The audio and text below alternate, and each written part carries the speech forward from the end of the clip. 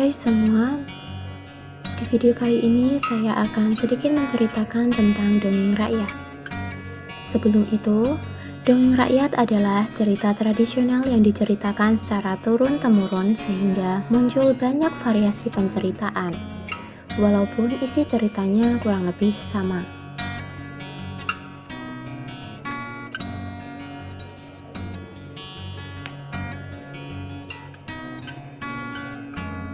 Nyai Bagelen. Menurut cerita rakyat, nama Bagelen itu sudah ada sejak zaman dahulu, yaitu negeri Medang Kamulan atau Medang Gele atau Pagelen. Yang memerintah negeri itu ialah Sri Prabu Kandiawan yang berputra 5 orang, yang masing-masing memerintah negara bagian. Putra sulung bernama Sri Panuwun, ahli dalam pengairan, pertanian, dan pemerintahan, dan memerintah negara bagian Medang Gele, yang akhirnya bernama Pagelen.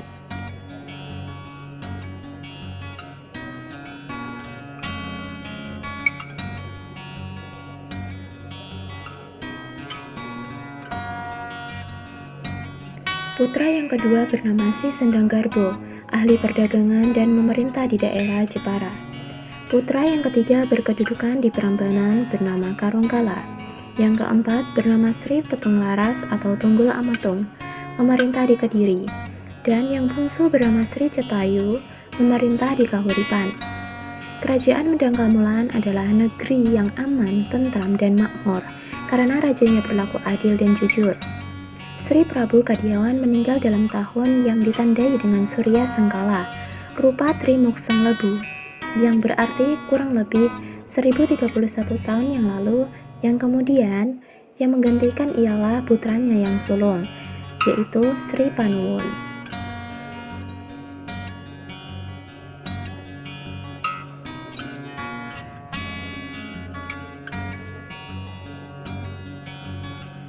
Prabu Panuwun mempunyai 2 orang anak, tetapi semuanya cacat. Maka sang Prabu bersedih yang selanjutnya bersemedi untuk memohon petunjuk Dewata. Akhirnya diperoleh suatu petunjuk gaib bahwa ia harus pergi ke suatu sendang di Somolangu. Di daerah tersebut, sang Prabu Panuwun memperistri anak perempuan Kyai Somolangu. Dari perkawinannya itu kemudian dianugerahi seorang anak perempuan yang diberi nama Raden Rarawetan, yang kelak terkenal dengan nama Nyai Bagelen dan menjadi pewaris daerah Bagelen.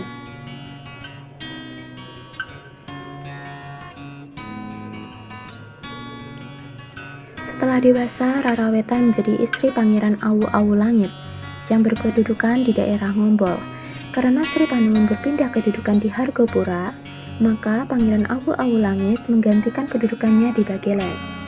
Pengairan di daerah tersebut maju, sehingga pertaniannya pun maju dengan pesat. Hasil pertanian yang utama ialah padi, ketan, wulung, dan kedelai. Dan Nyai Bagelen bersama suaminya di samping sebagai petani maju juga beraktivitas sebagai penenun.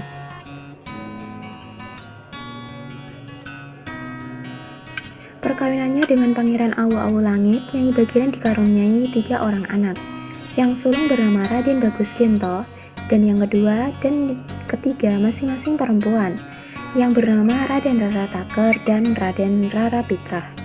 Pada suatu hari Selasa Wage, ketika Nyai Bagelen sedang menenun dan anak-anaknya asik bermain-main tidak jauh dari ia bekerja, tiba-tiba Nyai Bagelen alangkah terkejut karena bukan putranya yang sedang menyusu, melainkan seekor anak lembu. Kemudian dicarikan kedua anak perempuannya dan ditanyakan kepada suaminya yang sedang asik memiliki bibit ketan wulung.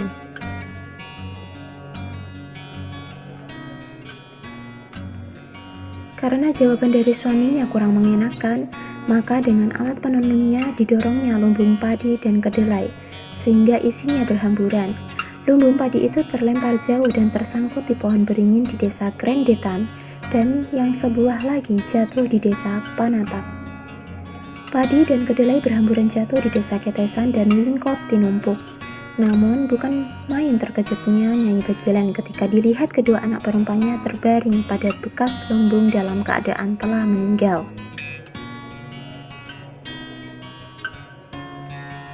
Terjadilah pertengkaran antara suami istri, dan suaminya Pangeran Awu-Awu Langit memutuskan pulang ke daerah asalnya.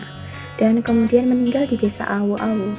Ketika mendengar berita suaminya meninggal, maka Nyai Bagilan berpesan kepada anaknya sulung, Raden Bagus Gento, semua anak cucu serta keturunanku dilarang atau berpantang untuk bepergian atau jual beli, mengadakan hajat pada hari pasaran Wage.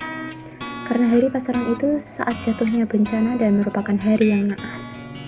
Kecuali itu, juga bagi orang-orang asli Bagilan berpantang untuk menanam kedelai, memelihara lembu, memakai pakaian yang menyerupai pakaian yang dipakai Nyai Bagilan waktu datang bulan, yaitu kain lurik, kebaya gadung, melati, dan kemben bangau tulis.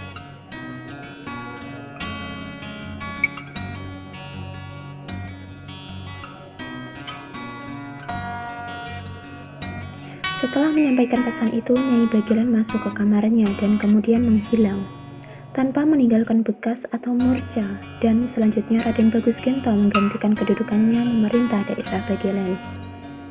Raden Bagus Gento mempunyai anak yang bernama Kiai Rajo Pandito, yang setelah meninggal dimakamkan di desa Margorejo. Kiai Rajo Pandito mempunyai putra yang bernama Dewi Rengganis, dan makamnya di desa Semonong. Kompleks petilasan Nyai Bagilan terdapat sejumlah makam kuno dan peninggalan sejarah Buddha yang berupa stupa-stupa berjumlah 9 buah, dengan masing-masing ukuran stupa yang berbeda, dan dinyatakan sebagai peninggalan sejarah purbakala yang dilindungi oleh Undang-Undang Nomor 5 Tahun 1992 tentang Benda Cagar Budaya.